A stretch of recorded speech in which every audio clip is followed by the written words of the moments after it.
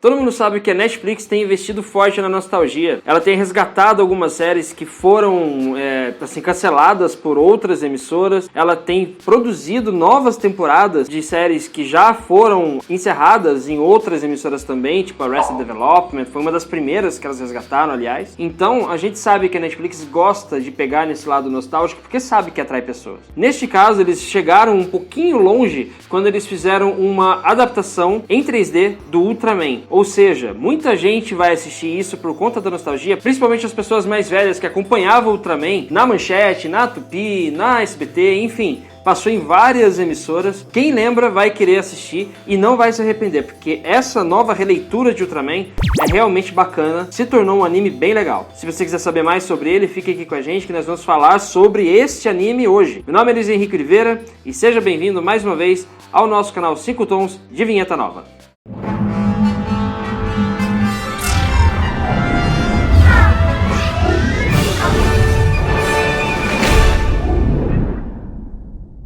Muito bem, eu tive que separar num papelzinho aqui para eu saber quais foram as emissoras onde passou o Ultraman aqui no Brasil. TV Tupi, TV Record, SBT, Bandeirantes, Manchete e CNT. Ou seja, foram várias gerações que assistiram, pelo menos sabe do que se trata o Ultraman. E é justamente por isso que é muito importante que a Netflix tenha trago esse personagem para o seu catálogo para apresentar para novas gerações de uma forma mais repaginada. Porque quem lembra de Ultraman sabe que era, vamos dizer assim, para ser bem legal, era tosco. Mas nessa série do Ultraman que está estreando no catálogo da Netflix, eles não perdem muito tempo com apresentações. Eles já supõem que a gente já sabe mais ou menos a linha geral de quem é quem ali e não perde muito tempo para explicar por que o Ultraman existe, quem são os personagens que estão em volta dele. Já logo no segundo episódio a gente já está bem contextualizado e a gente já consegue saber exatamente quem são os bonzinhos, quem são os malvados e por que o Ultraman é o que é. Mas é claro que a série não se limita a apenas imitar o que era o Ultraman naquela época, nas épocas antigas. Eles também dão um verniz de profundidade para o personagem. Por exemplo, o Shinhiro, que é o menino que se transforma em Ultraman, a gente vai acompanhando conforme vai passando os episódios, todas as agruras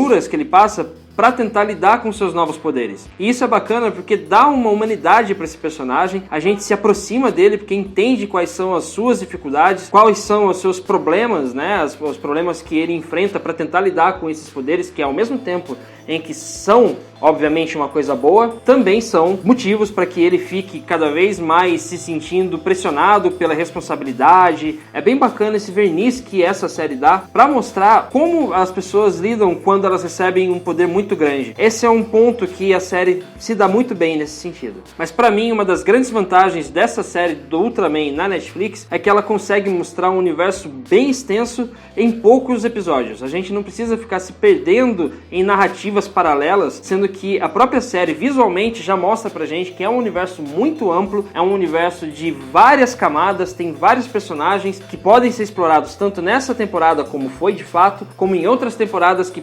possivelmente virão. E o melhor de tudo, a série nunca perde o ritmo. A partir do momento em que a gente conhece todos os personagens de volta lá no primeiro episódio, a série engata uma segunda e não para mais. Ela vai embora mostrando cada vez mais ação, cada vez mais aventuras, e isso vai fazendo com que a gente fique realmente preso nessa narrativa e faz com que a série valha muito a pena. Outro ponto também que é preciso que a gente fale sobre ele é a animação em 3D. A gente sabe que a Netflix tem feito muita animação, tanto em 3D quanto em 2D. Recentemente estreou aquela Love, Death and Robots, que mistura várias técnicas de animação que se deu muito bem em comparação com Em Busca de Watership Down, que tem uma animação um pouco mais pobre. Aqui a gente faz uma aspa. Muita gente falou, quando a gente fez a nossa crítica de Watership Down, que você pode dar uma olhada nesse ladinho aqui, que a gente estava errado, porque era uma escolha narrativa fazer o desenho de uma forma mais pobre, de uma forma que parece mais um jogo de PlayStation 1. Na verdade, não. A gente foi pesquisar, a gente descobriu que a encomenda desse trabalho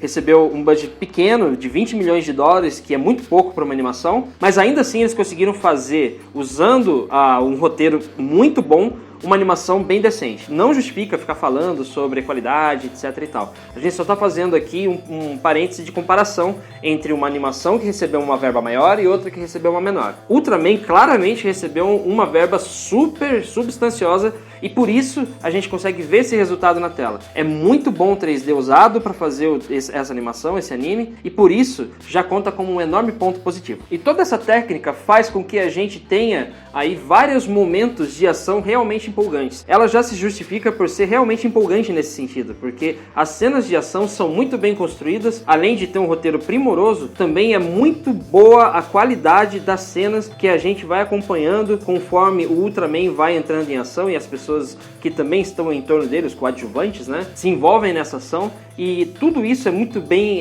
produzido. Isso faz com que a gente se anime em assistir e se anime em continuar querendo acompanhar os episódios. Por fim, vale dizer que essa série do Ultraman apresenta o herói para novas gerações de uma forma repaginada, sem deixar de honrar o original. E só por isso também já vale assistir. Quem é das antigas e conhece o Ultraman desde a época que passava na Manchete, que é o meu caso, a gente sabe que era um estilo diferente, era uma coisa diferente naquela época, a produção era diferente, era tudo muito tosco, era tudo muito feito de qualquer jeito, mas era tudo dentro dos padrões que a gente já estava acostumado com outros heróis do tipo. Agora a gente tem a oportunidade de assistir isso em Ultra HD e sem perder a essência, o que é muito importante, é muito interessante e é realmente importante de frisar. E para não dizer que essa série não tem defeitos, para mim pelo menos, eu tenho uma coisa só que me deixou um pouco intrigado e que fez com que não tivesse uma nota maior. Acontece que tem o Shinjiro, que é o personagem principal, que se transforma no Ultraman, e ele acaba sendo menos carismático do que os personagens que estão em volta dele. Todos os outros personagens têm mais camadas de história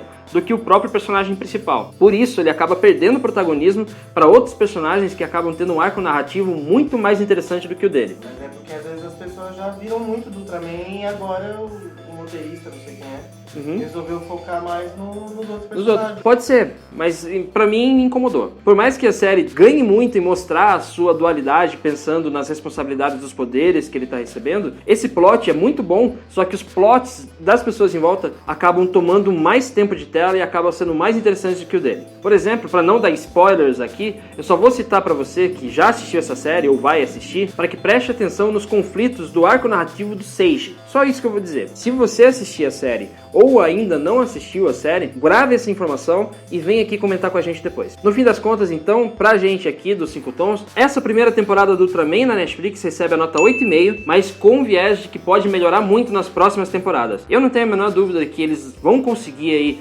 desenvolver melhor os personagens principais, claro, sem deixar a atenção para os coadjuvantes, o que não é ruim, mas de toda forma a série tem toda uma chance de melhorar, de subir de nível na sua próxima temporada. Se você concorda ou discorda da nossa nota, deixa aqui nos comentários, a gente vai ter o maior prazer em receber você, tá bom? E não se esqueça de também se inscrever aqui no nosso canal, porque o seu feedback é sempre muito importante pra gente. Um grande abraço pra você e a gente se vê aqui no nosso canal 5 Tons, onde a gente fica falando sobre filmes e séries aqui, eventualmente alguma besteira. Já estão chamando a gente de esquerdinha nos comentários, que a gente faz alguns comentários políticos aqui. Mas se você não gosta de comentário político, fazer o quê?